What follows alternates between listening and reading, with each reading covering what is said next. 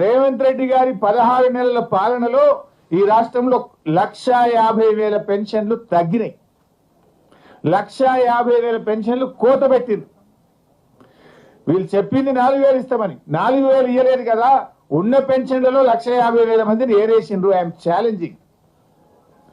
తర్వాత పోయిన budget speech లో బట్టి గారు ఏం చెప్పిందంటే 31,000 కోట్లతో రుణమాఫీ చేస్తున్నామని 2024-25 బడ్జెట్ లో చెప్పారు.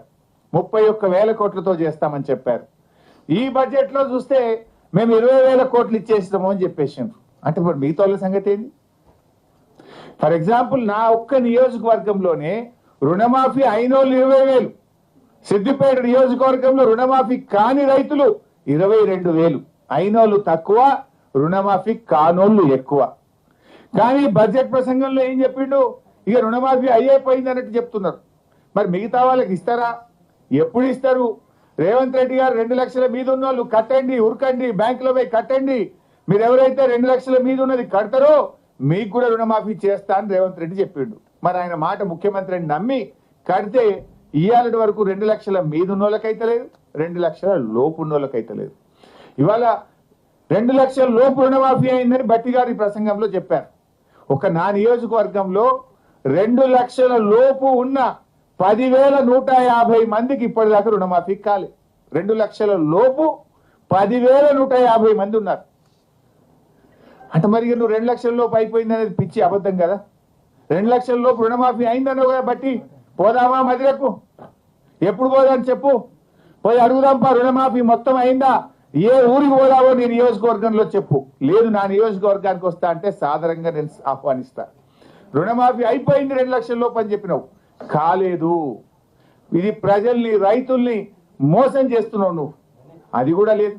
అంటే 2,500 మహాలక్ష్మి లేదు, 4,000 పెన్షన్ లేదు, రుణమాఫీకి కేటాయింపులు లేవు, తులం బంగారంకు కేటాయింపులు లేవు, నిరుద్యోగ భృతికి కేటాయింపులు లేవు.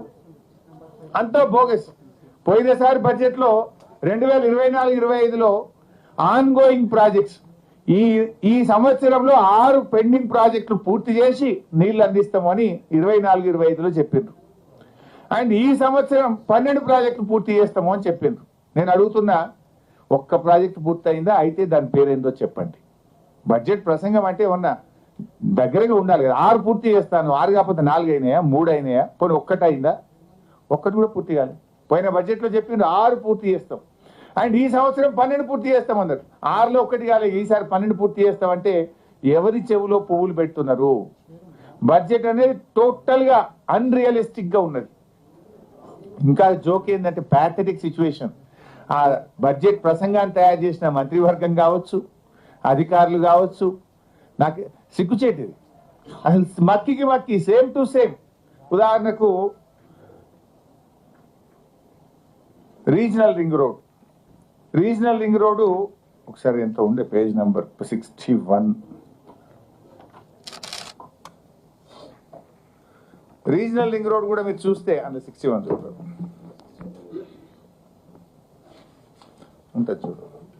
రీజనల్ రింగ్ రోడ్ లో పేజ్ 61 ఈ సంవత్సరం ఈ ప్రాజెక్ట్ లో ఉత్తర భాగ భూ సేకరణ ప్రక్రియ ఇప్పటికే ప్రారంభమైంది, దక్షిణ భాగానికి డిపిఆర్ తయారు చేస్తున్నాము అని చెప్పిండ్రు.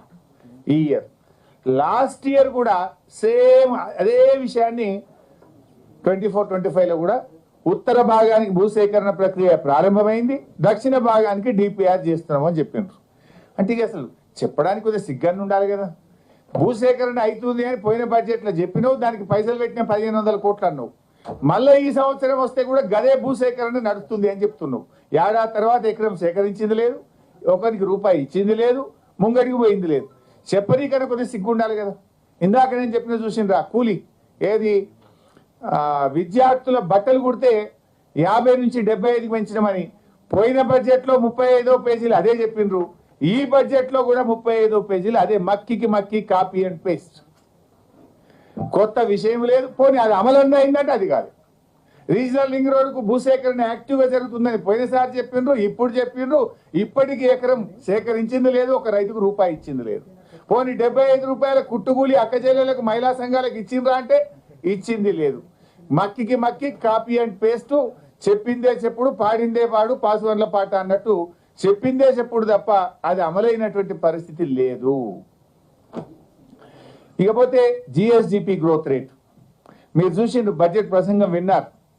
బీఆర్ఎస్ హయాంలో జిఎస్డిపి గ్రోత్ రేట్ రాష్ట్ర స్థూల ఉత్పత్తి పెరుగుదల 12.9%.